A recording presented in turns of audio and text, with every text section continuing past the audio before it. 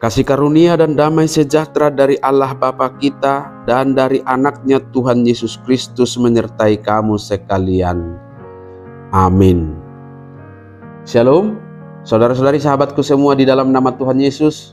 Firman Tuhan yang hadir menyapa kita hari ini, hari Kamis tanggal 10 Oktober 2024, tertulis di dalam kitab Amsal pasal 10 ayat 2.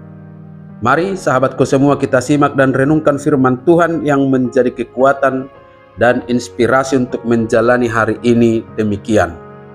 Harta benda yang diperoleh dengan kefasikan tidak berguna, tetapi kebenaran menyelamatkan orang dari maut.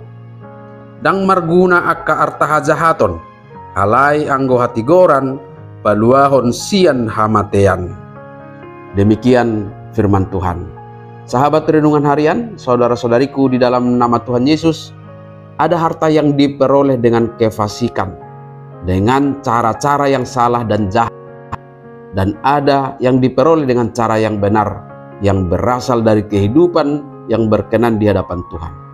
Firman Tuhan hari ini menegaskan bahwa kekayaan atau keuntungan yang diperoleh dengan kefasikan tidak ada nilainya di hadapan Tuhan.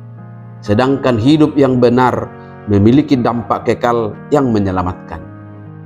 Jika kita ditanya bagaimana kenyataannya, karena secara kasat mata kehidupan orang-orang yang memperoleh harta benda dengan cara kefasikan, apakah itu lewat penipuan, mencuri atau korupsi, atau eksploitasi orang lain, pun bisa menikmati kekayaannya dan sepertinya tidak ada masalah.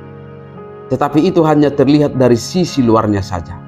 Kenyataannya, orang-orang yang memperoleh harta dengan cara tidak benar pasti hidup dalam ketakutan.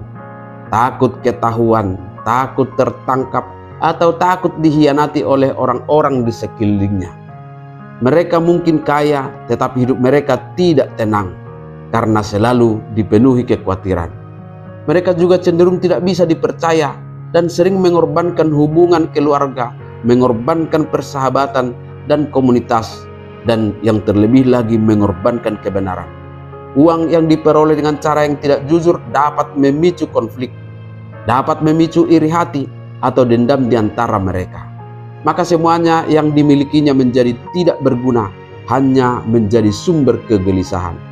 Sebaliknya, kebenaran adalah jalan menuju kehidupan. Kebenaran dalam konteks ini berarti hidup sesuai dengan prinsip-prinsip Tuhan, yaitu hidup yang penuh integritas, keadilan, dan kasih. Orang yang hidup dalam kebenaran tidak hanya mengalami kehidupan yang penuh damai sejahtera, tetapi juga diselamatkan dari maut, baik itu maut secara fisik maupun secara rohani. Orang benar akan berusaha mencari dan menemukan harta benda dengan cara yang benar, dan pasti apa yang diperolehnya akan selalu menghasilkan sukacita dan ketenangan, dapat dinikmati dengan rasa syukur. Maka lewat firman Tuhan hari ini kita diajak untuk memprioritaskan hal-hal yang benar di hadapan Tuhan dibanding dengan keuntungan duniawi yang sementara. Kita hidup di dunia yang seringkali memuja-muji kekayaan, kesuksesan, dan status sosial. Namun Alkitab mengajarkan kita untuk mengutamakan kebenaran dan keadilan. Kekayaan mungkin tampak menggiurkan, tetapi jika diperoleh dengan cara yang salah, tidak ada manfaatnya bagi jiwa kita. Sebaliknya, kebenaran membawa berkat yang jauh lebih besar, yaitu hubungan yang benar dengan Tuhan dan hidup yang bermakna bagi sesama. Amsal 10 ayat 22 berkata, "Berkat Tuhanlah yang menjadikan kaya, susah payah tidak akan menambahinya." Inilah yang menjadi dasar pertimbangan untuk mengambil keputusan.